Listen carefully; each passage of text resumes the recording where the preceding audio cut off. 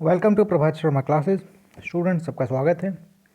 मैं प्रभात शर्मा आपके लिए लेके आए हैं शॉर्ट आंसर्स, क्योंकि हमने प्रीवियस वीडियोस में डेफिनेशंस भी करी थी और हमने एमसीक्यूज, मल्टीपल चॉइस क्वेश्चंस और ट्रू फॉल्स वगैरह सब किए थे। मैच द फॉलोइंग और डेफिनेशंस। आज हम शॉर्ट आंसर्स करेंगे, तो आइए ज़रा इनको पढ़ते हैं, एक्सप्लेन करते हैं और समझते हैं एक्चुअल में इन आंसर के क्वेश्चंस के जवाब है क्या। तो सबसे पहला क्वेश्चन दिया हुआ है बच्चे, what are the 3 components of a map. कहने का मतलब ये है कि वो कौन से मेन कंपोनेंट्स हैं जब हम मैप को बनाते समय ध्यान रखते हैं। वैसे 3 कौन सी बातें हैं जिसको हम मैप बनाते समय, मानचित्र बनाते समय ध्यान में रखते हैं। तो सबसे पहला है डिस्टेंस। डिस्टेंस बहुत इम्पॉर्टेंट ज़रूरी है, क्योंकि डिस्टेंस का मतलब होता है कि एक जगह से दूसरी जगह जब हम चलते हैं तो उसको डिस्टेंस बोलते हैं। कोई भी चीज़ जब एक जगह से दूसरी जगह दूरी को तय करती है, उसी दूरी को हम डिस्टेंस बोलते हैं। और इस डिस्टेंस के हिसाब से हमारे 2 तरह के मैप आ जाते हैं और पता होना चाहिए। एक होता है हमारा स्मॉल स्केल मैप और दूसरा होता है हमारा लार्ज स्केल मैप। तो ये सेकंड हमने बताया है लार्ज स्केल मैप। अब ज़रा इनको समझते हैं, ये है क्या। स्मॉल स्केल मैप में मतलब ये होता है कि एक छोटी सी मेजरिंग यूनिट पर बड़ा हिस्सा दिखाना, ज़्यादा हिस्सा दिखाना। कहने का मतलब है एक छोटी सी मेजरिंग यूनिट पर हम फॉर एग्ज़ाम्पल अपना उत्तर प्रदेश, मुंबई, वो मध्य प्रदेश, महाराष्ट्र, कर्नाटका सब दिखा सकते हैं। और हमें अगर जाना है तो उसके लिए अगर हमें सपोज़ करिए कि हमें दिल्ली से जाना है, दिल्ली हमारे सेंटर में पड़ती है और हमें मुंबई जाना है, तो हम स्मॉल स्केल मैप का यूज़ करेंगे, स्मॉल स्केल मैप। ऐसे ही जब हमारा लार्ज स्केल मैप की जब बात आती है तो उसमें हम एक छोटी सी मेजर यूनिट पर छोटे से एरिया को दिखाते हैं। फॉर एग्ज़ाम्पल अगर हम किसी सिटी में रहते हैं, सपोज़ करो एक सिटी में रहते हैं हम, यहाँ से हमें फॉर एग्ज़ाम्पल एक है मधुनगर दिया हुआ है, मधुनगर से हमें सेवला पे जाना है, तो आगरा में ही ये चीज़ है, सिचुएटेड है। तो अगर हमें मधुनगर से सेवला जाना है तो हम इस लार्ज स्केल मैप का यूज़ करते हैं। इसमें हम वेरियस हम चीज़ें जो बनी रहती हैं हमारे रोड पर, अगर हॉस्पिटल है तो हॉस्पिटल भी दिखाई देगा, हमें स्कूल है तो स्कूल भी दिखाई देगा, ट्रैफिक लाइट है तो ट्रैफिक लाइट भी दिखाई देगा। तो इसमें हम छोटे से एरिया में ही बहुत सारी चीज़ देख सकते हैं, इसीलिए हमारे लार्ज स्केल मैप में शामिल किए जाते हैं। तो डिस्टेंस के हिसाब से हमने 2 स्केल ऑफ मैप पढ़े हैं, small scale map and large scale map. Directions की पता करते हैं। जब किसी भी हम एक जगह पर जाते हैं तो वो जगह की एक दिशा होती है और उसी दिशा को हम डायरेक्शन बोलते हैं। अगर हम कहीं भी ट्रैवल कर रहे हैं तो जाहिर सी बात है उसकी कोई ना कोई एक दिशा होगी। फॉर एग्ज़ाम्पल हम सबसे पहले सीधे गए और उसके बाद हम राइट साइड में मुड़ गए, तो कहने का मतलब ये हुआ डायरेक्शन के हिसाब से हम कहाँ जा रहे हैं, हम डायरेक्शंस के हिसाब से हम ईस्ट की तरफ जा रहे हैं। और हमें पता है डायरेक्शन के हिसाब से हमारे 4 तरह के डायरेक्शन होते हैं, 4 टाइप्स के। First is north, second is south, third is east and fourth is west. When we are talking about directions, so there are 4 types of directions: east, west, north, south. And we also know that there is a device which helps to find the direction. एक ऐसी device होती है जो कि direction को पता लगाने में मदद करती है, हेल्प करती है, और उस डिवाइस को हम कहते हैं कंपास। कंपास एक ऐसी डिवाइस होती है जिसके ज़रिए हम डायरेक्शन पता कर सकते हैं कि एक्चुअल में हम या कोई भी ऑब्जेक्ट किस डायरेक्शन में है। इस कंपास को हिंदी में दिक्सूचक यंत्र भी बोला जाता है। बहुत ही खतरनाक शब्द है, बट इंग्लिश में ही हम पढ़ें तो बेहतर है। कंपास की निडल हमेशा ध्यान रहे, हमेशा नॉर्थ, डिफ़ॉल्ट जो है वो नॉर्थ डायरेक्शन को ही दिखाएगी कंपास की निडल, जब तक कोई भी उसमें मूवमेंट ना करी जाए, जब तक हम अपनी किसी भी जगह पर नहीं चले जाते या हम मूवमेंट करते, जब तक उसकी निडल नॉर्थ दिखाएगी। उसके बाद ही जैसे ही हम मूवमेंट करते हैं तो वो अपना डायरेक्शन दिखाने लग जाती है। नेक्स्ट बात करते हैं सिंबल। सिंबल भी हमारे मैप को बनाने में ध्यान होने चाहिए, क्योंकि सिंबल एक ऐसी चीज़ होती है, एक ऐसा ज़रिया होता है जो बिना बोले ही उसका मतलब हम समझ जाते हैं। फॉर एग्ज़ाम्पल अगर मैंने ये सिंबल बनाया तो उसका मतलब है हमें आगे जाना है। अगर हमने ये सिंबल बनाया तो हमें पता है कि राइट साइड में जाना है। अगर मैंने सिंबल ये बनाया तो लेफ़्ट साइड में जाना है। अगर मैंने ये सिंबल बना दिया तो ये रोड जा रही है हमारी, पक्की रोड, मेटल रोड। अगर मैंने ये सिंबल बना दिया तो उसका मतलब है ये कच्ची रोड जा रही है, अनमेटल रोड। अगर मैंने PS लिख दिया तो PS का मतलब पुलिस स्टेशन होता है। PO लिख दिया तो PO का मतलब पोस्ट ऑफिस होता है। RS लिख दिया तो RS मतलब रेलवे स्टेशन। अगर मैंने कोई साइन ऐसी बिल्डिंग बना दी, इस पर प्लस का साइन लगाती तो मतलब ये चर्च है। तो ये ऐसे साइंस होते हैं। पेड़ बना दिया तो ये ऐसे साइन होते हैं जो कि मैप में किसी भी चीज़ को हम आइडेंटिफाई कर सकते हैं, उस चीज़ को पहचान सकते हैं, तो उसमें सिंबल का भी यूज़ होता है। तो बच्चे ये 3 कंपोनेंट्स, 3 पार्ट्स बहुत इंपॉर्टेंट हैं जब भी हम मैप को बनाते हैं। Whenever we are making a map, so 3 components should be kept in mind.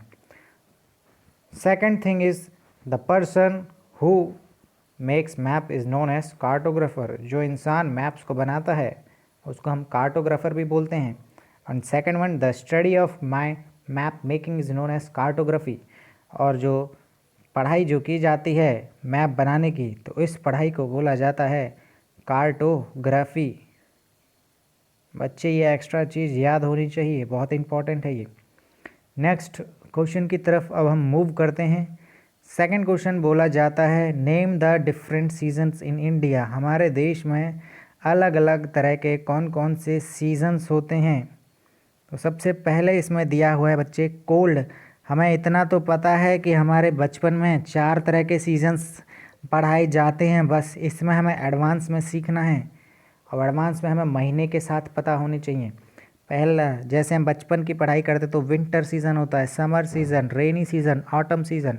Winter मतलब ठंड का, सर्दी मौसम। शीत ऋतु, समर मतलब ग्रीष्म ऋतु जहाँ पर हमारी गर्मी पड़ती है खतरनाक। और रेनी सीज़न मतलब जो हमारी बारिश होती है, वर्षा वाला सीज़न।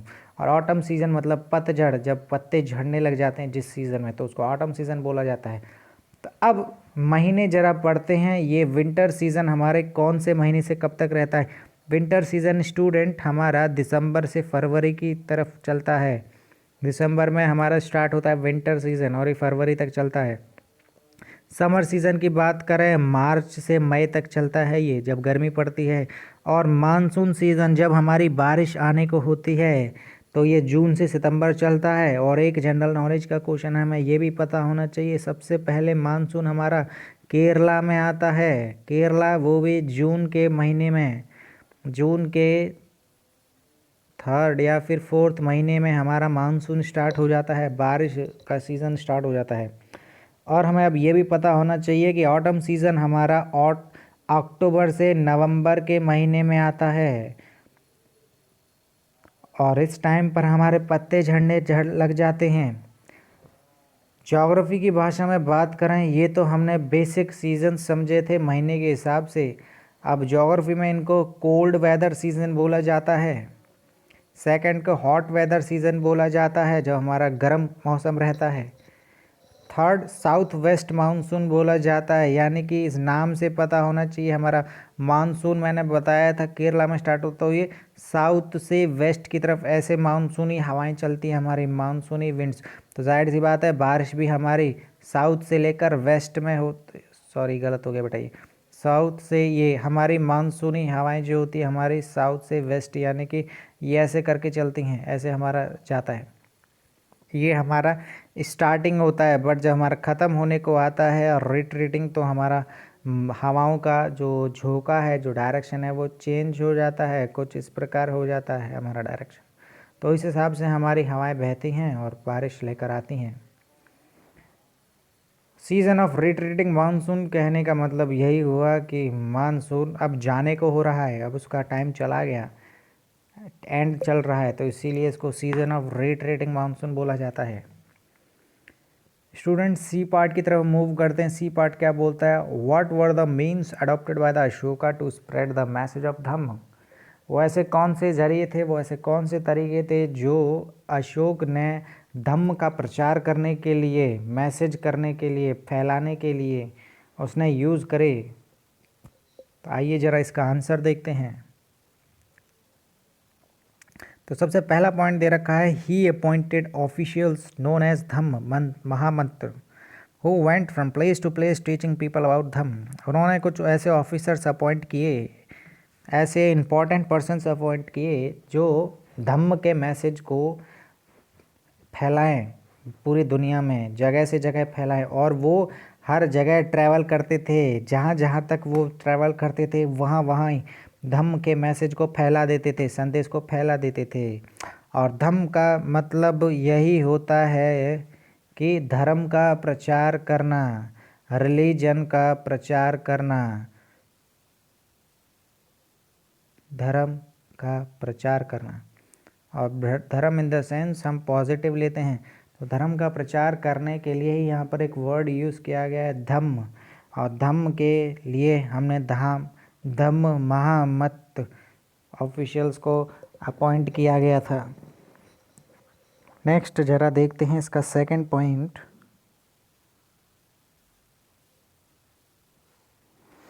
सेकंड पॉइंट इसमें दिया हुआ है, Ashoka got his messages inscribed on rocks and pillars. हम कह सकते हैं कि चट्टानों पर, खंभों पर अशोका के मैसेजेस देखने को मिलते हैं, उनके संदेश देखने को मिलते हैं, उनकी एक्टिविटीज़ देखने को मिलती हैं, चिट्ठी चित्रहार देखने को मिलते हैं, इंस्क्रिप्शंस देखने को मिलते हैं। Instructing his officials to read his message to those who could not read themselves. और ये अशोका ये बता रहा है कि जो इंसान पढ़ नहीं सकते उनके लिए उन्होंने धर्म मंत्र महामत अपॉइंट किए हैं, ऑफिसर्स अपॉइंट किए हैं जो कि धर्म के मैसेज को फैलाएंगे। धर्म के मैसेज में उन्होंने करा था, हॉस्पिटल्स बनवाए, छायादार पेड़ लगवाए, गरीब जो जनता थी उनको खाना खिलवाया, और सोसाइटी का सोशल वेलफेयर यानी कि समाज का कल्याण किया, समाज का भला किया। थर्ड पॉइंट इसमें बताते हैं बच्चे, ज़रा ध्यान दें।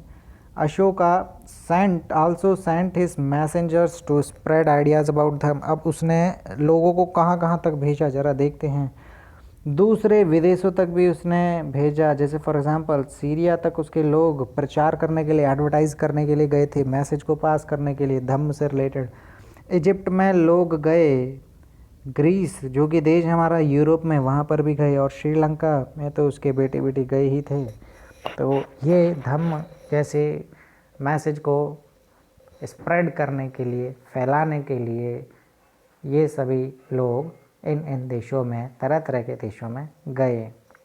तो ये क्वेश्चन था। नेक्स्ट क्वेश्चन की तरफ मूव करते हैं बच्चे। What do you think ordinary peoples were attracted to भक्ति।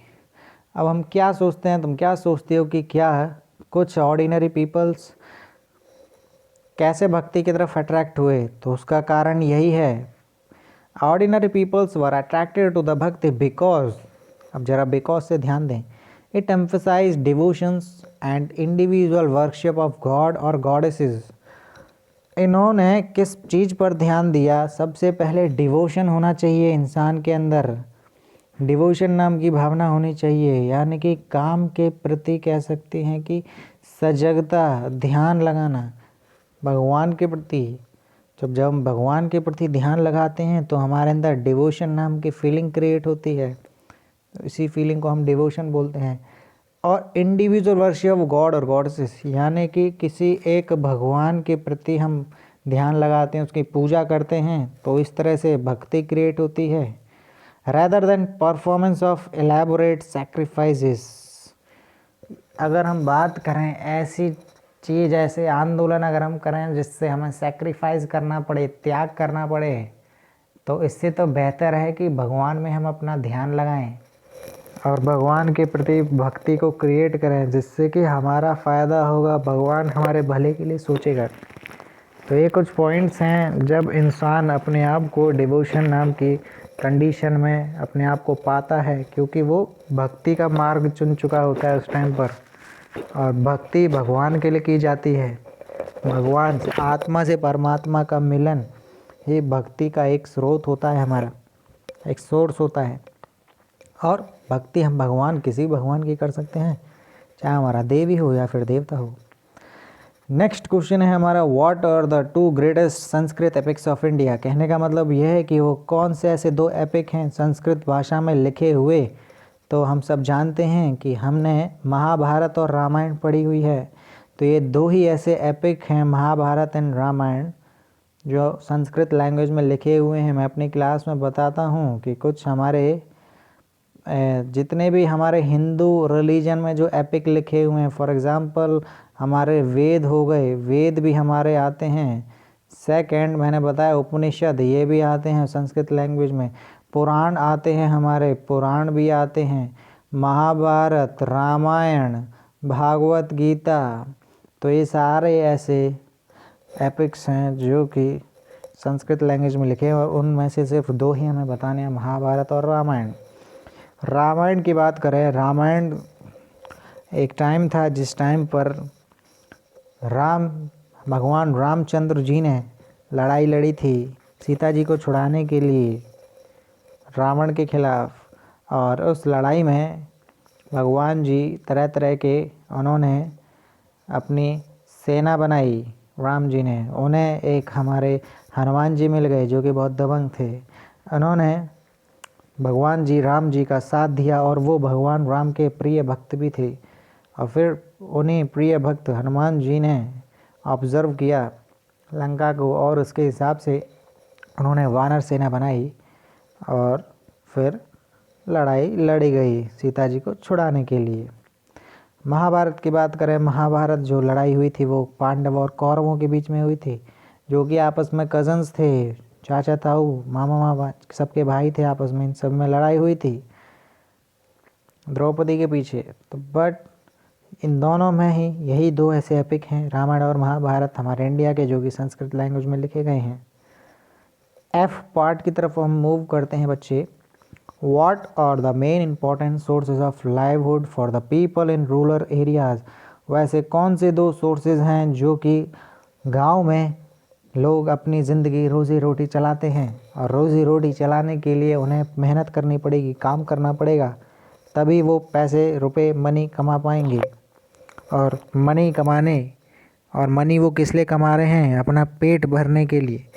तो आइए ज़रा जानते हैं वो कौन से काम हैं। अपार्ट फ्रॉम द फार्मिंग, खेती के अलावा भी और भी ऐसे लोग काम करते हैं रूरल एरियाज़ में। Many peoples in rural areas depend on collection from the forest. कुछ लोग जंगलों से कुछ ना कुछ कलेक्ट करते हैं। आइए ज़रा वो कौन सी चीज़ें हैं। पहला, एनिमल हस्बेंड्री, लोग एनिमल्स को रखते हैं और उनका यूज़ करते हैं। Second, dairy produce, milk production इसको बोला जाता है, डेयरी को मिल्क का प्रोडक्शन करना। फिशिंग, मछली पालन करना, समुद्र वाले में से या नदी में से लोग मछली पकड़ने के लिए चले जाते हैं। जैसे हमने तमिलनाडु के कलपट्टू विलेज में पढ़ा था रूरल लाइवलीहुड में, तो वहाँ पर लोग फ़िशिंग करने के लिए चले जाते थे, और कुछ बाज़ार में बेच दिया करते थे, और कुछ अपना हिस्सा रख लिया करते थे पेट भरने के लिए। जी पार्ट की तरफ मूव करते हैं बच्चे। Name some big cities that have more than 1 million people living in working here. कहने का मतलब इसमें बिग सिटीज़ के हमें नाम लिखने हैं। मैं कई बार बता चुका हूँ अपनी वीडियोस में और बच्चों को कि वो कौन से, और इन्हीं बिग सिटीज़ को मेट्रोपॉलिटन सिटीज़ भी बोला जाता है। तो आइए वो बिग सिटीज़ हमारी कौन सी हैं। तो big cities like Chennai, Mumbai, Delhi, Kolkata have more then a million of people living and working there। तो ये कुछ ऐसे सिटीज़ हैं, मेट्रोपॉलिटन सिटीज़, बड़े शहर जहाँ पे 1 मिलियन से ज़्यादा भी हमारे पॉपुलेशन है। स्टूडेंट्स, ये आज हमने कुछ शॉर्ट आंसर्स किए हैं। रिवीजन को अपडेट करके रखें हमेशा, अच्छे नंबर लाने के लिए, तैयारी करने के लिए। वीडियो अच्छी लगी हो तो लाइक एंड सब्सक्राइब करना ना भूलें। वीडियो को शेयर करें, सब्सक्राइब करें, जिससे कि उन लोगों को भी नॉलेज मिलती रहे जो बच्चे इसके लिए पढ़ाई कर रहे हैं, चाहे वो अदर स्कूल के क्यों ना हो। Okay, thank you class. Stay home, stay safe.